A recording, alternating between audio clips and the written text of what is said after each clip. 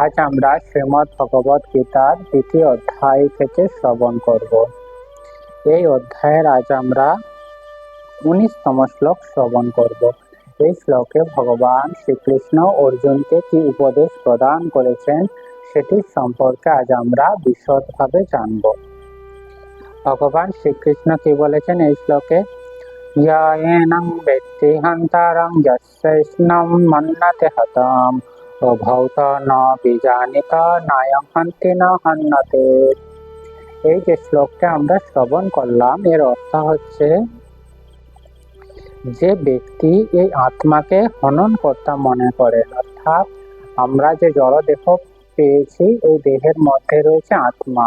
কেউ যদি দেহকে হত্যা করে থাকে, দেহের সাথে সাথে যে আত্মা যে রয়েছে সেটিও হত্যা হয়ে যায়, এরকম কেউ যদি মনে করেন থাকেন সেই ব্যক্তি, এছাড়াও কি বলছেন, যে ব্যক্তি ইহাকে হত মনে করেন, অর্থাৎ আত্মাকে হনন কর্তা, অর্থাৎ আত্মা যে হত্যা করা হচ্ছে তার হত্যাকারী নিজেকে মনে করে বা আত্মাকে হত বলে মনে করে, তারা উভয়ই আত্মার স্বরূপ সম্বন্ধে জানে না।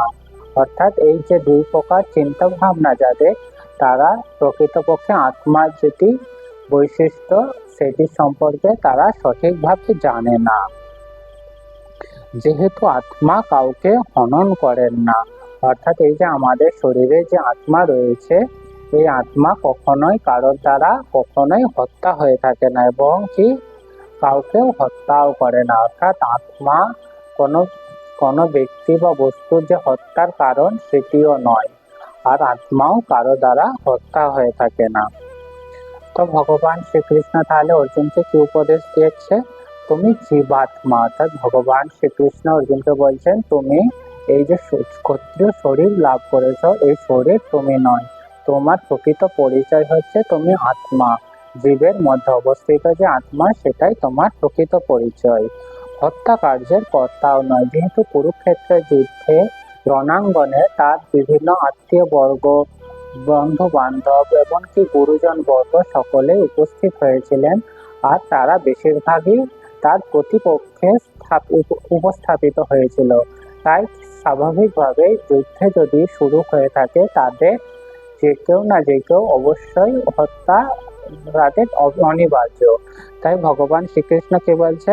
হত্যা কার্যে, যে হত্যা কার্য অনুষ্ঠিত হতে চলেছে তার কর্তা হচ্ছে তুমি নও, কর্ম নয়। অর্থাৎ যে হত্যা কার্য করা যে কর্ম হচ্ছে সে কর্ম ভগবান শ্রীকৃষ্ণ বলছে অর্জুন নয়।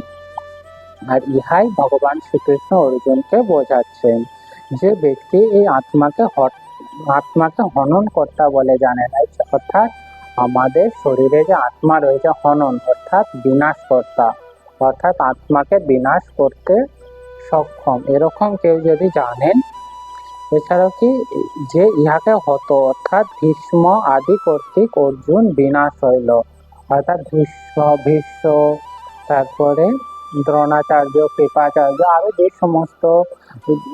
সমস্ত অর্জুনের প্রতিপক্ষে ছিল তারা অর্জুনের দ্বারা হত্যা হলো, এরকম যারা মনে করে থাকেন তারা সঠিক জানে না।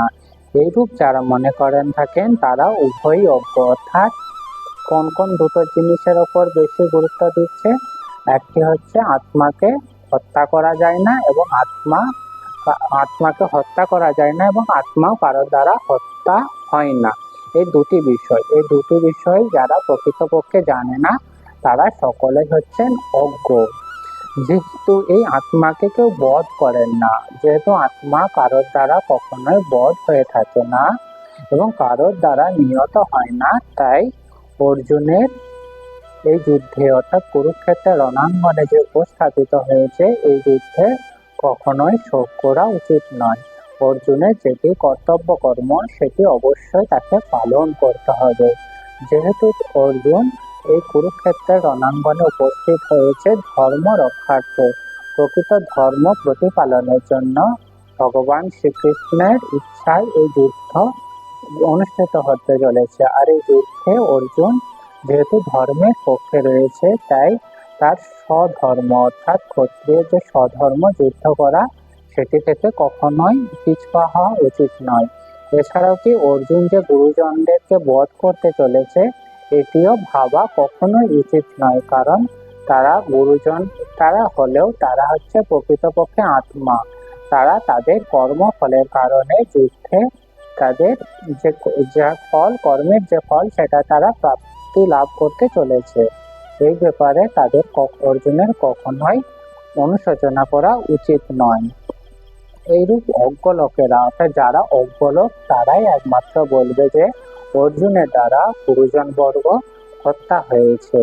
তাই অর্জুন যে যারা এইরকম মন্তব্য করবে, এই সমস্ত মন্তব্য শুনে কখনোই হতাশাগ্রস্ত হওয়া উচিত নয়।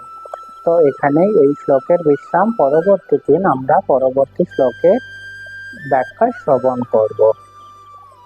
এরপর আমরা শ্রীমদ্ ভগবদ গীতার মাহাত্ম্য শ্রবণ করব। গীতা শাস্ত্রমিদং পুণ্যম য পঠেৎ প্রয়ত পুমাन् বিষ্ণু পদমপ্নাতি ভয়শকাদিবর্জিত। এটির অর্থ হচ্ছে, শ্রীমদ্ ভগবদ গীতার নির্দেশকে যথাযথভাবে পালন করতে পারলে অতি সহজেই সমস্ত ভয় ও উদ্বেগ থেকে মুক্ত হওয়া যায়। এই জীবনে ভয় ও শোকাদি বর্জিত হয়ে পরবর্তী জীবনে চিন্ময় স্বরূপ অর্জন করা যায়। হরে কৃষ্ণ, হরি বল।